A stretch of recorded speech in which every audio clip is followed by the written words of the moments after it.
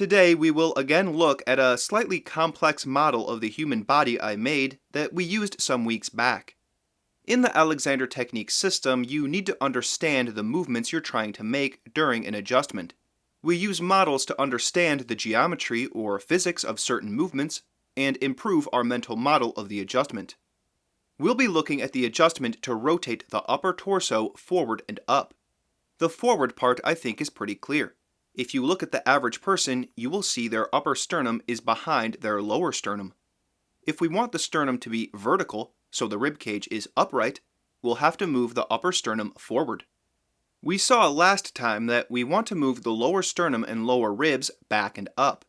But it's also clear that if we only do those movements and do not rotate the upper torso forward and up, we will have way too much weight backwards. When people have their upper torso leaned back like this, they will always have their lower sternum and lower ribs forward. These two movements are compensatory. As we correct one, we need to correct the other. That is the only way to maintain equilibrium. That's an important thing to remember. In improving your posture, you are changing your equilibrium, which means you necessarily will have to make movements that feel like they put you out of balance. You will have to challenge what you think of as balanced, which means going into the unknown. But there you will learn that sometimes, though you feel like you're going to fall over, you're actually standing straighter than you ever have. To really do this though, you will have to adjust the different parts of the torso at once. So let's look at the adjustment with our model. We're looking at a person from the side. We have the lower and mid-torso in red, and the upper torso in black. The lower sternum would be right around here, and the lower ribs here. When we bring our model into the common habitual posture that you'll see in most people, we see that the sternum is angled back, while the lower sternum and lower ribs are forward. The back is hollow, the abdomen is protruding. If we apply our first direction of back and up to the mid and lower torso, at the same time that we move the upper torso forward and up, we can straighten the back and the front, and raise the entire structure up. If we think about the ribs at the back of the armpit during this adjustment, we see that they move back and up. If we do not allow that movement, if we instead push the ribs at the back of the armpit forward or down, we will prevent the rotation of the rib cage that we're looking for and hinder the adjustment. We can also see that this adjustment moves the entire torso back behind the legs. With all that weight back, we need some weight to go forward.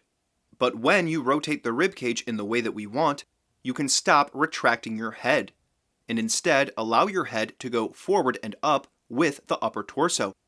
If we are also able to stop retracting our arms and allow them to go forward, we will find ourselves in a new equilibrium. Another important thing to understand about this adjustment is that we are pivoting forward and up around the lower sternum. It's very easy for us to go forward and down with our upper torso when we really want to go forward and up. By placing the center of rotation at the front of the rib cage in our mental model, we can make sure we go up and not down when we rotate the upper torso forward. We can see this problem by adjusting our model slightly and placing the center of rotation at the back. Here we can see that a forward rotation causes the upper torso to go forward and down. That's not what we want, so we have to make sure that in our mental model, we are placing the center of rotation at the front of the rib cage.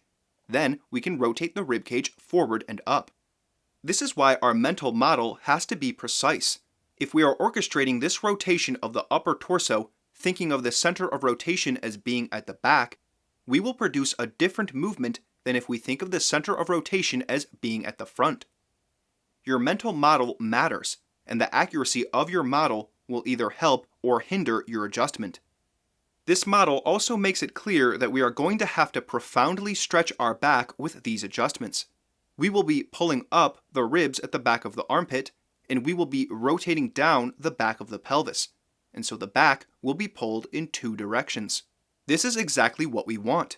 We want to lengthen the thoracolumbar fascia that is here at our back into its full length. That way we can rely on its elastic resistance instead of having to rely only on the strength of our muscles. Remember, fascia doesn't get tired. It's quite different from muscle in that way. It's not strained by being lengthened. It actually needs to be lengthened to function properly. See if this model, which has broken the body into specific chunks, helps you understand the movements you want to apply to your body during an adjustment to your torso.